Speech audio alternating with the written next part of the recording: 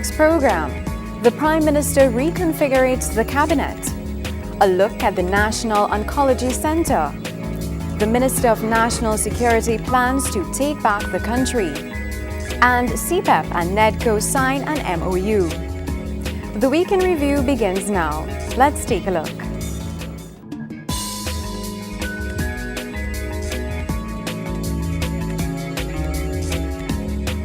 Fellow citizens, it is with great pride and honor that I announce your government's performance team.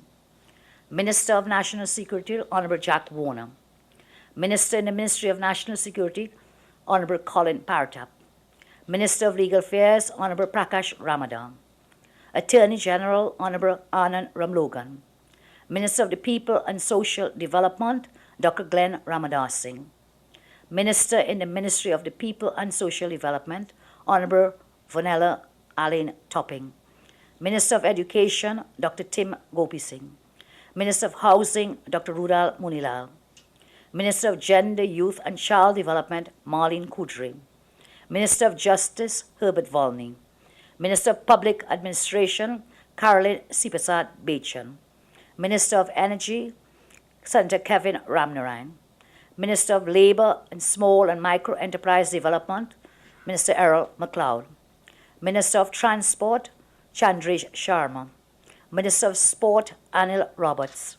Minister of Planning, Senator Dr. Bo Tiwari. Minister of Public Utilities, Nizam Baksh. Minister of Tobago Development, Dr. Delmon Baker. Minister of Local Government, Dr. Suraj Rambachan. Minister in the Ministry of Local Government, Rujnath Indar Singh. Minister of Works and Infrastructure, Senator Emmanuel George. Minister in the Ministry of Works and Infrastructure, Stacey Rupnarayan. Minister of Arts and Multiculturalism, Dr. Lincoln Douglas. Minister of Health, Dr. Fuad Khan. Minister of State in the Office of the Prime Minister, Roger Samuel. Minister of Tertiary Education, Senator Fazal Karim. Minister of Tourism, Stephen K. Dees. Minister of Community Development, Winston Peters. Minister of Food Production, Senator Devon Maraj. Minister of State in the Ministry of Food Production, Jairam Simangal. Minister of Science and Technology, Dr. Rupert Griffith. Minister of Foreign Affairs, Winston Dukaran. Minister of Trade, Industry and Investment, Senator Vasant Bharat. Minister of the Environment and Water Resources, Ganga Singh. Minister of State in the Ministry of Environment and Water Resources, Ramona Ramdial. Minister of National Diversity and Social Integration, Clifton Dikoto. Minister in the Ministry of National Diversity and Social Integration, Senator Mbao Mohini. Minister of Communication, Jamal Mohammed. Deputy Speaker of the Parliament, Neela Khan. Minister of Finance and the Economy, Larry Hawaii. Fellow citizens, the leadership team assembled here is reposed with the greatest of responsibility. Having reconfigured our government, I expect now that we can continue with greater impetus and determination to fulfill our promise to deliver to our people and country to unprecedented development and progress.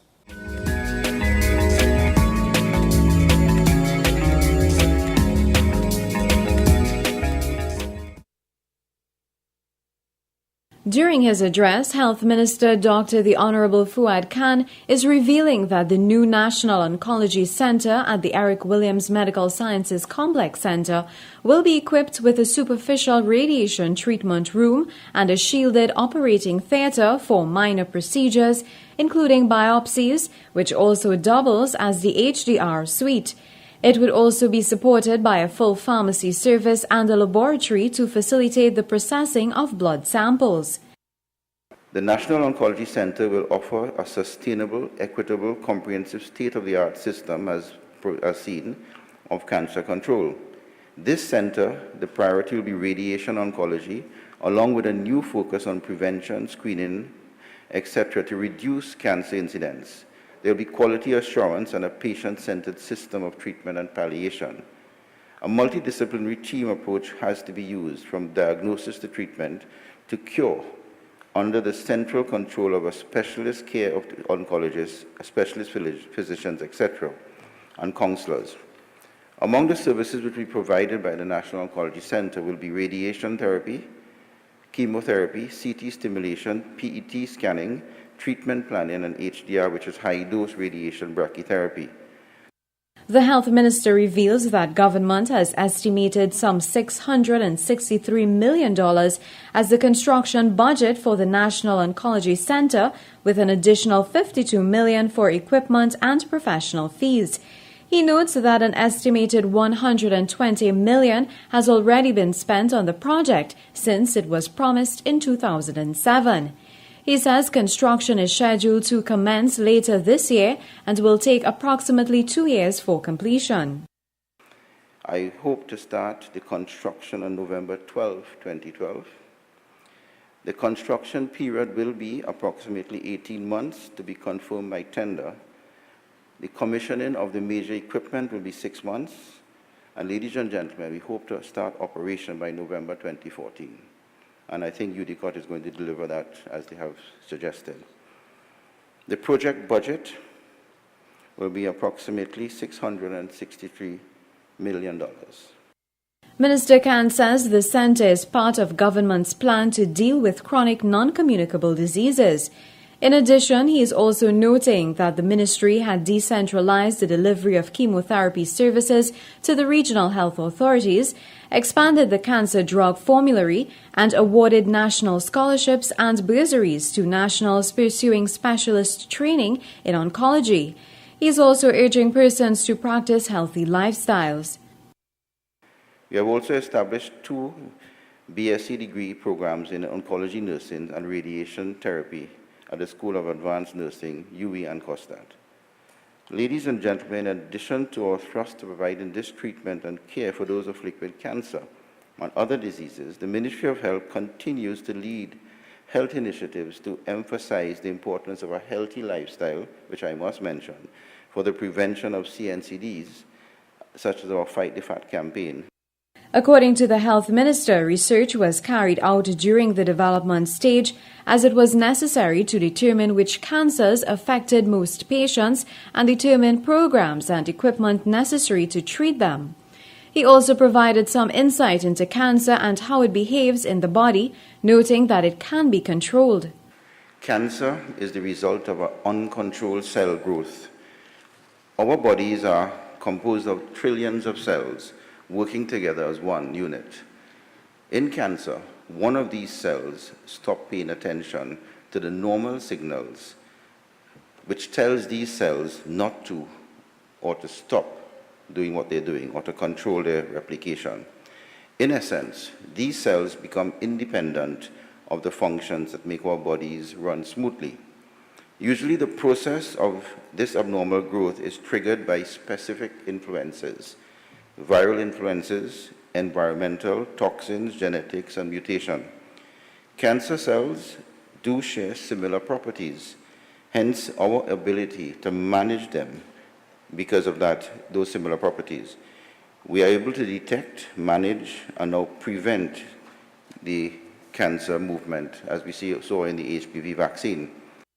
The health minister is also revealing that extensive cancer research will take place at the new center. When completed, the Cancer Center will have a number of ongoing research projects with proper peer review systems. There will be the development of internationally competitive research programs in cancer research. This will include programs in tumor epidemiology, outcome management research, and the research into the identification of cancer risk factors and predictable factors, such as HPV and cervical cancers, oral cancers, anal ward cancers, etc. Smoking and bladder cancer, we know there is a correlation also with lung cancer. These research topics will be at the forefront of the teaching services. The center will have a central area for an entry of cancer patients, with treatment performed by the multidisciplinary team, as we just said, of clinical oncologists, and supported by an integrated clinical system of doctors of various specialties geared towards the management of the cancer patient.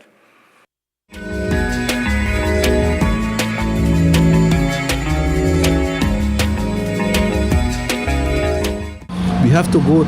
We have in our hands here a kind of urban warfare in this country that has to be taken under control. Urban warfare must be met frontally, and we can't run.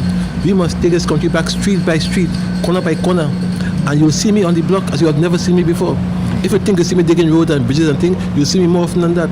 And believe you me, sooner rather than later. Newly appointed and ready to take charge, the ever-ready Jack Warner, who just mere minutes after being sworn in as National Security Minister, was able to reveal several initiatives and strategies to tackle crime in this country.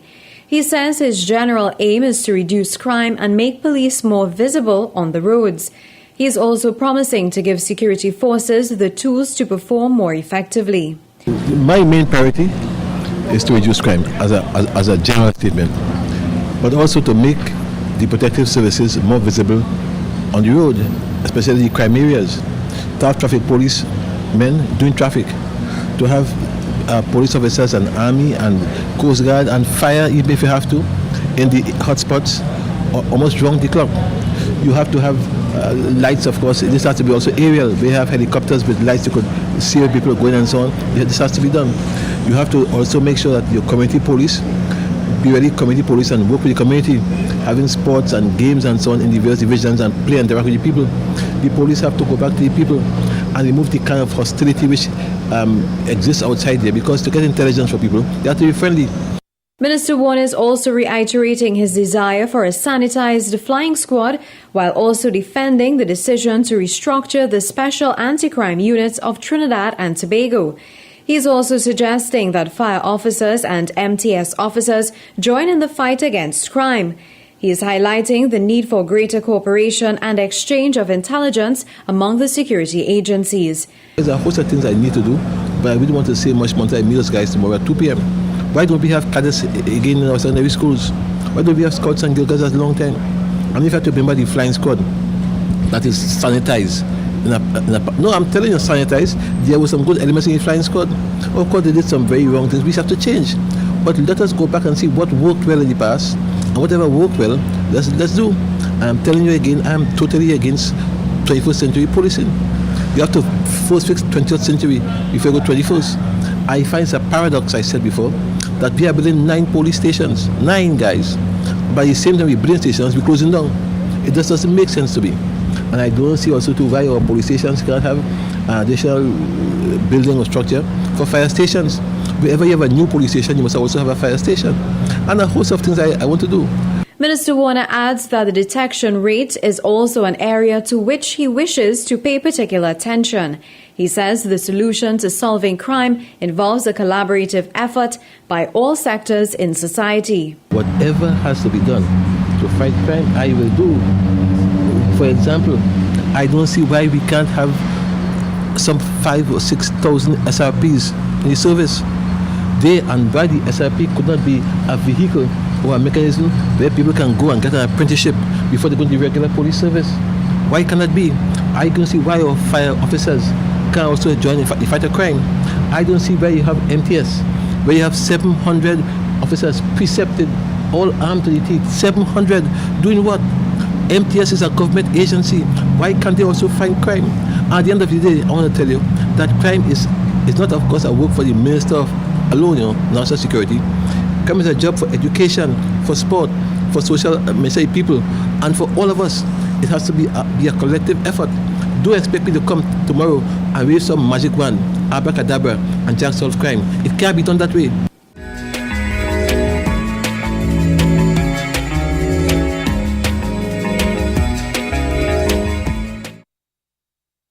The collaboration that would arise from the MOU would fit squarely in the ministry's arrangements for the development of our Fair Share program, which will give qualifying micro and small enterprises and cooperatives too access to government contracts to a limit of $1 million in various endeavors. I mean, just imagine our reducing the extent of big contractors earning hundreds of millions of dollars, one big contractor, when we can have 100,000 small contractor people earning each one of them $1 million. A very profound change in our move to building a sustainable economy and environment.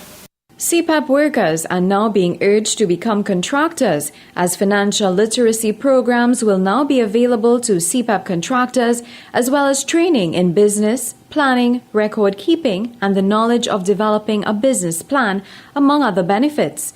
The MOU focuses on providing opportunities to enable contractors to develop competencies and gain accessibility to the financial resources required to create and run companies efficiently within their communities. Labour Minister Errol MacLeod says government's aim is to create additional employment opportunities. The link with CPEP would raise the numbers of micro and small enterprises which would qualify for the Fair Share program. Let's not forget the government's new concept of the green economy, which, as I had articulated recently, could be a major stimulus for much needed employment, particularly for our youth, and as it will involve large-scale investment in new technologies, equipment, buildings, and infrastructure. And again, both NEDCO and CPEP are critical engines in the green process. Housing Minister Dr. the Honorable Rudal Munilal is also applauding the initiative, which he says will play a key role in nation building and national development. It is today that we promote in the most vivid manifestation a culture of entrepreneurship which is critical towards national development. I understand that this MOU means that NEDCO will be providing loan financing and other support services to those qualifying CPEP contractors who satisfy the conditions for NEDCO financing. I want to join in reinforcing Minister MacLeod's earlier statement that we are at a critical junction where both organizations, both CPEP and NEDCO, may not have benefited from the best reputation. So it is really a coming together of two organizations that would have had some exposure in terms of their reputation and their role in national development. And today, both organizations, with a history that some of us would like to forget and move forward, are coming together for one of the most important tasks in nation building, which is the development of entrepreneurship and employment creation. Economic growth is also being identified as one of the main outcomes of the MOU agreement.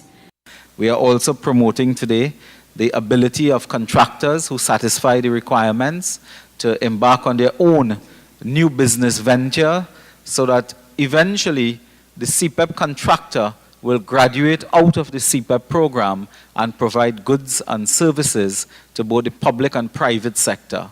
Our task is not to keep persons within the CPEP organization, but rather to develop the independence and create more small and micro businesses, which we believe will generate more employment, economic activity, and therefore economic growth. Minister Munilal adds that programs and initiatives such as these that are being dished out by government speaks directly to the independence of each citizen, encouraging them to expand and broaden their horizons.